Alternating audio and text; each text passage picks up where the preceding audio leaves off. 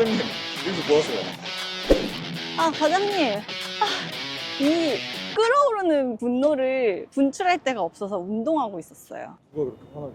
아니, 오피스텔에 대해서 너무 잘못된 선입견을 많이들 가지고 계시니까 제가 그거를 좀 풀어드려야 될 것 같아요. 화가 좀 많이 나셨네. 오늘 화도 좀 많이 나시니까 근처 산책하시면서 차근차근 질문 한번 네, 오늘 아주 속 시원하게 풀어드리도록 하겠습니다. 해보시죠. 빠샤! 질문 그냥 편하게 드릴게요. 네, 편하게 주세요. 공격적인 질문 한번 해보겠습니다. 오피스텔은 가격이 잘 안 오른다는 인식이 좀 있잖아요. 네네. 그 부분에 대해서 여쭤보고 싶어요. 아무래도 오피스텔 하면 감가상각이 심하다, 가격이 안 오른다 이런 얘기들이 많은데요. 오피스텔은 아파트의 대체제이기 때문에 뒤로 가는 거 불편하시죠? 오피스텔은 아파트의 대체제이기 때문에 아무래도 부동산 경기가 악화되면 오피스텔 시장도 같이 꺾일 수밖에 없어요. 그런데다가 이제 예전에 지어졌던 오피스텔들은 구조도 너무 별로고 자재도 너무 별로고 바닥 난방도 안 되는 등 주거로서의 기능이 좀 부족한 경우들이 많거든요. 그러다 보니까 이제 가치가 떨어지는 경우들이 있는데 요즘 짓는 오피스텔, 아파트들은 1군 브랜드를 끼고 있으면서 약간 하이엔드급으로 잘 지어놨기 때문에 구조도 너무 이쁘게 잘 빠졌어요. 그러다 보니까 이제 웬만한 아파트 저리 가라 할 정도로 오피스텔 컨디션이 굉장히 좋은 경우가 많기 때문에 아파트 대체제로서의 기능을 아주 충실히 하는 오피스텔들이 있습니다. 그러면서 이제 아파트 가격 상승기 때 같이 올라가는 아파트들도 굉장히 많다고 보시면 되세요. 예시가 좀 있을까요? 예를 들면 이제 킨텍스 원시티라던가 킨텍스의 유난히 이제 상업용지가 많기 때문에 그 오피스텔이 많거든요. 주거용 오피스텔. 기본적으로 한 3배 정도 올랐다고 보시면 되세요. 단기간에. 그리고 뭐 오목교역 앞에 목동 하이페리온이라던가 네. 뭐 여의도 브라이튼, 타워팰리스 이런 것들도 다 오피스텔이에요.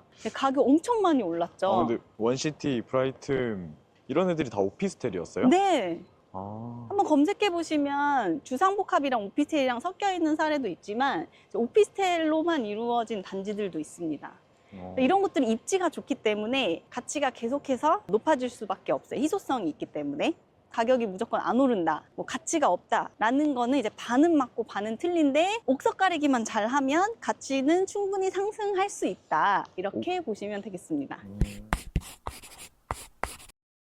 자, 그러면 다음 질문 이어서 가보겠습니다. 네, 질문이 아주 네, 예리하네요. 아주 예리하게. 오피스텔은 세금이 비싸다.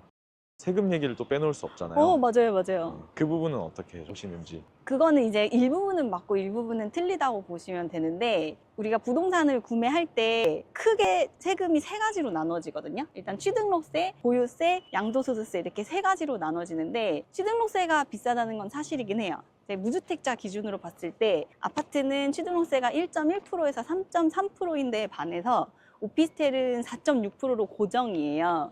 그래서 무주택자나 1주택자 입장에서는 당연히 비싸게 느껴지는 게 맞는 거고요. 근데 조정대상 지역에서 1주택이신 분들이 하나 더 구매를 하거나 아니면 비규제 지역에서 2주택이신데 뭐 한두 개를 더 구매하신다 하면은 취등록세가 8%, 12% 이런 식으로 중과되거든요. 그래서 다주택자분들 입장에서는 취등록세가 저렴하게 느껴질 수밖에 없어요. 그러니까 이거는 어떤 상황이냐에 따라서 취등록세가 비싸게 느껴질 수도 있고 저렴하게 느껴질 수도 있다고 보시면 되세요. 근데 제가 지금 분양하고 있는 마곡 롯데캐슬 웨스트는 취등록세를 전액 지원해 드리고 있기 때문에 그거에 대한 부담감은 전혀 느끼지 않으셔도 됩니다.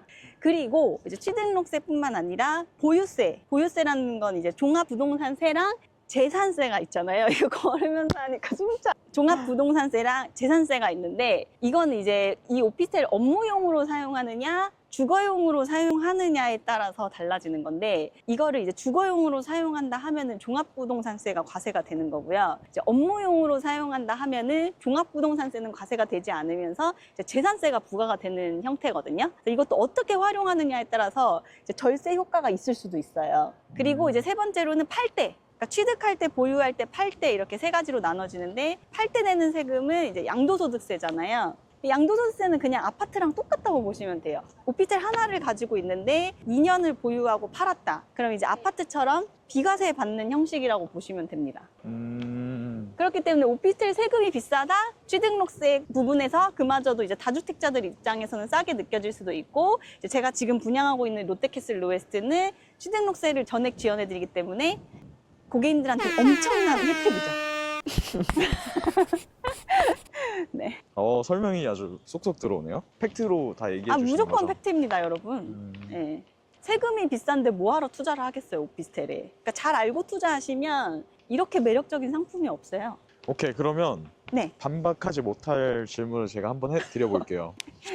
오피스텔은 관리비가 비싸다. 뜨듬. 관리비. 아, 이것도 너무 예민한데. 자, 일단 저도 예전에 저희가 하는 일이 이제 분양 상담사다 보니까 현장을 막 왔다 갔다 옮겨 다니다 보면은 원룸 오피스텔에 거주하는 경우가 있었어요. 그럴 때 이제 5평짜리 오피스텔에 60만 원짜리에 살더라도 관리비가 막 15만 원, 20만 원 이렇게 부과가 되더라고요. 근데 이제 관리사무실 가서 따지면은 관리비 정산이 투명하지가 않다 보니까 제대로 정산 시스템이 갖춰져 있지가 않아요. 근데 아무리 따져본다 한들 소용이 없고, 이제 제 입장에서도 어차피 뭐 2-3달 살고 나갈 건데 그냥 내자 이런 마음으로 그냥 자포자기하는 경우가 있거든요. 관리비 부분은요, 고객님들, 입주단이 어떻게 탄탄하게 형성하느냐에 따라서 천지 차이라고 보시면 되세요. 입주자 대표 회의를 거쳐서 구성이 되지 않으면 시행사가 알아서 업체를 선정하거든요. 그렇게 되면은 그 업체에서 관리비를 마구잡이로 부과를 할 수가 있어요. 그렇게 되면 컴플레인 걸기도 쉽지가 않고요. 근데 입주단이 탄탄하게 형성이 되면은 그런 정산 시스템이라던가 이런 게 체계적으로 운영이 되기 때문에 아파트에 비해서 관리비 폭탄 맞거나 그럴 일은 거의 없으세요. 그러니까 500세대 이상의 브랜드 아파트는 폭탄 맞는 경우는 거의 없다고 보시면 됩니다. 이것도 오해 중에 하나예요. 그러면은 그런 얘기 되게 많잖아요. 어떤 얘기죠? 오피스텔은 아파트보다 훨씬 작다. 같은 면적임에도. 이거 너무 많이 들었죠? 너무 많이 들었죠? 자, 여기서 한 번에 그냥 풀어드릴게요. 한 번에. 일단 오피스텔은 전용률이 낮은 건 맞아요. 왜냐하면 이제 분양 면적을 계산을 할 때 아파트 같은 경우는 전용 면적의 주거 공용 면적이 이제 분양 면적으로 산정이 되고, 오피스텔은 전용 면적의 주거 공용 면적의 기타 공용 면적까지 해서 분양 면적이거든요. 그래서 이제 전용률이 낮은데, 그러다 보니까 분양 면적 대비 오피스텔은 전용률이 낮을 수밖에 없어요. 게다가 아파트는 전용 면적에 발코니 확장된 서비스 면적까지 추가로 주어지거든요. 그렇기 때문에 이제 오피스텔보다 좀 더 크게 느껴질 수밖에 없는 거죠. 근데 결국에는 그 서비스 면적까지 해서 가격이 측정이 되는 거거든요. 보통은 저희가 평당가나 가격을 이제 비교를 할 때 그 실사용 면적을 기준으로 이제 가격을 비교하기 때문에 고객님이 그 실사용 면적 대비해서 가격 비교만 잘 하시면 돼요. 예를 들어 오피스텔 84는 실사용 면적이 25평이에요. 그러니까 전용 면적에서 더 커지는 건 없어요. 아파트 같은 경우에는 84가 전용 면적 25평에 발코니 확장 면적까지 해서 한 34평 정도 나오는 거거든요. 그렇기 때문에 오피스텔 84는 아파트 5구 타입이랑 같이 비교하시는 게 현명하십니다. 예, 그렇게 따지면 호구당하실 일 없어요. 후구요? 네. 제가 한 얘기 들어도 잘 이해가 안 되실 수도 있어요. 가격이 적절한가 이거를 비교해 보려고 하는 거잖아요. 그렇게 따졌을 때 그냥 실사용 면적 대비해서 주변 아파트랑 비교를 하시면 될 것 같아요. 딱 정리가 된 것 같아요. 네. 좋습니다. 그러면 오피스텔은 대지 지분이 적다. 나다. 너무 예리하신데요. 네, 칼처럼 예리하십니다. 그렇죠. 대지 지분이 적다 5. 무조건 이건 적습니다. 반박은 없군요. 네, 반박의 여지가 없고 음. 오피스텔은 대지 지분이 적을 수밖에 없는데, 근데 자, 우리가 대지 지분을 왜 따지는 거예요? 왜? 모르겠어요. 그냥 부모님들이 부모- 대지 지분 막 이렇게 얘기하시니까. 네. 대지 지분을 왜 따지냐면, 그러니까 어쨌든 그 사람이 내가 이 땅에 그 지분을 얼마나 가지고 있느냐에 대한 것들이죠. 건축물은 이제 감가상각이 되지만 땅은 가치가 올라가기 때문에 그 땅을 얼마나 내가 차지하고 있느냐에 따라서 가치가 높아지냐 낮아지냐 그거를 이제 따지려고 하는 건데, 결국에는 재건축이나 재개발을 진행을 했을 때 그때 얼마나 내가 보상을 받을 수 있는지. 보상을 받을 수 있느냐, 그거를 따지기 위해서 대지 지분을 보시는 거잖아요. 근데 자, 봅시다. 요즘 유명한 주상복합들을 용적률을 거의 800% 이상, 900% 이상씩 엄청 쭉쭉 뽑아요. 그럼 그런데 대지 지분이 얼마나 나올까요? 별로 나오지도 않아요. 재건축이나 재개발은 뭐 40년이나 50년 뒤, 요즘엔 또 건축 기술이 발달해서 거의 뭐 100년 정도 될 수도 있다 이런 얘기가 나올 정도로 굉장히 튼튼하게 잘 짓거든요. 그렇기 때문에 신축의 대지 지분을 적용하는 거는 조금 과하지 않나라는 게 저의 개인적인 생각이고, 한번 봐보세요. 뭐 시그니엘, 타워팰리스, 뭐 아까 말씀드린 목동 하이페리온 이런 데 가셔서, 여의도 브라이튼 가셔서 대지 지분 따진다 하면은 예, 그럼 웃지 않을까요? 그쵸. 예, 어이없어 하지 않을까요? 그러니까 그런 거랑 마찬가지 개념이라고 보시면 됩니다. 대지 지분 얘기하는 건 어불성설이다. 이거 충분히 따질만 한데 그거를 맞아. 굳이 지금 왜 따지냐는 거죠. 굳이 굳이 신축을 사면서 굳이 너무 고리타분해요. 부모님들이 막 알아와라 그러시잖아요. 대지 면적 얼마래? 그러면 오피스텔은 주택수에 무조건 포함된다? 이 오피스텔은 태생이 업무용 건물이라고 했잖아요. 그러다 보니까 고객님께서 어떤 제스처를 취하지 않는 이상 얘는 그냥 업무용 건물인 거예요. 근데 이제 보통은 이제 주거용으로 저희가 사용을 하려고 이런 아파트를 지어 놓은 거기 때문에 전입신고를 대부분 하실 거란 말이죠.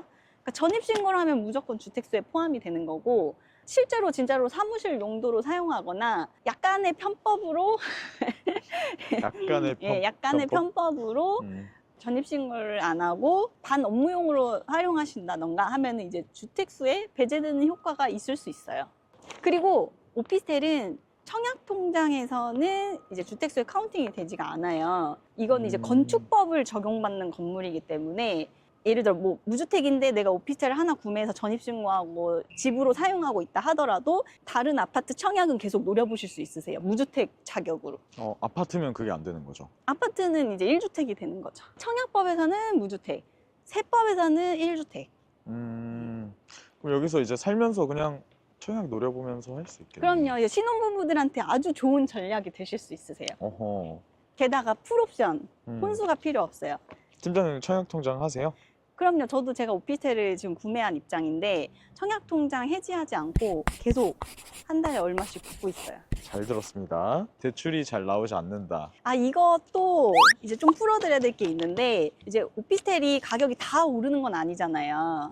가치가 떨어지는 오피스텔도 있긴 있어요. 대신에 수익은 되게 잘 나오거든요. 원룸 오피스텔이라던가 좀 막 입지가 별로라던가 그런 오피스텔들은 이제 가치가 좀 높지가 않은데, 은행에서 감정평가를 할 때 좀 낮게 평가를 하다 보니까 대출이 그만큼 한도가 낮아질 수밖에 없죠.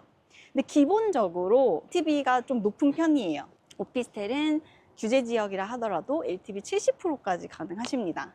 그리고 이제 사업자 대출 같은 거 이용하시면 DSR 거의 안 보는 선에서 이제 대출 좀 많이 이용하실 수 있으세요. 이건 근데 개인마다, 현장마다 비율이 좀 달라가지고 또 확실히 얼마라고 말씀드리기가 좀 애매한데, 아무튼 아파트보다 좀 유리하게 대출 이용하실 수 있으세요. 아, 그리고 오피스텔 대출 받으시면 이자만 내는 거치식도 가능해요.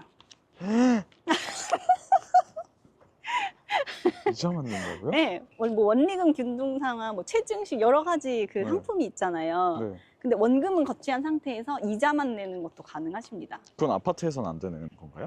아파트에서는 보통 그렇게 다루진 않더라고요. 그럼 원금은 어떻게 해요? 그 원금은 그냥 나중에 매수자한테 받으면 되잖아요. 차익을 보고 팔 때 네, 차익을 보고 팔 때 10억짜리 원금 월급을 얼마나 갚으시려고요. 그냥 원금 그대로 거치한 상태에서 나중에 파시면 됩니다. 그러면 네. 단지 간격이 좀 좁고 조경이 좀 부족하다. 아, 이런 근데 얘기죠. 그거는 어쩔 수 없어요. 예, 이거는 이제 건축법을 적용받는 거다 보니까 아파트에 비해서 규정이 그렇게 빡세지가 않아요. 그래서 동간거리가 실제로 좁은 것도 맞고요. 그 조경이나 이런 것들도 이제 아파트에 비해서 좀 부족한 게 사실인데, 그거를 이제 상쇄시켜 줄 수 있는 것들이 편의성. 지하철역 앞에 붙어 있다던가 뭐 주변에 편의시설이 보통 잘 갖춰져 있는 경우가 많거든요. 오피스텔은 이제 상업용지에 들어가기 때문에 그런 걸로 좀 상쇄를 시켜야 될 것 같고, 그리고 제가 지금 분양하고 있는 오피스텔 같은 경우는 단지 나가자마자 바로 공원이에요. 그러면 아파트에 비해서 구조가 별로다. 이 부분은. 근데 요즘 짓는 오피스텔들은 뭐 판상형, 포베이, 타워형, 마통풍 이런 식으로 트렌드에 맞게 잘 지어졌기 때문에 이제 옛날 오피스텔과는 달라요. 이제 아파텔이라는 신조어가 생길 정도로 아파트랑 거의 흡사하고요. 아파트도 구조 안 좋은 곳들은 진짜 많거든요. 예, 이게 오피스텔이어서 구조가 안 좋고 그런 건 아닌 것 같아요. 요즘에는 예, 일반적인 아파트처럼 잘 되어 있어요. 실용적으로. 요즘 건 괜찮다. 아, 요즘 건 괜찮다는 건 아니고 고객님이 직접 보시고 판단하시면 좋은데 그러니까 선입견을 갖지 말라는 거죠. 선입견. 네. 다 그런 건 아니다. 알겠습니다. 오피스텔은 아파트처럼 바닥 난방이나 이런 거, 발코니 이런 게 원래 없잖아요. 아, 안 되는 거 아니에요. 아니에요? 이것도 최근에 법 개정이 됐거든요. 근데 그 전에 왜 바닥 난방이 허용이 안 되고 이제 발코니를 금지시켰냐면 이 오피스텔이 투기의 수단으로 활용이 되다 보니까 아파트랑 오피스텔을 구분짓기 위해서 이제 바닥 난방을 금지시키고 발코니 허용을 금지시켰던 건데 최근에 다 개정됐어요. 완전히 지금은 그냥 아파트랑 싱크로율 99.99999%라고 보시면 되세요. 뭐 인간이랑 침팬지 수준의.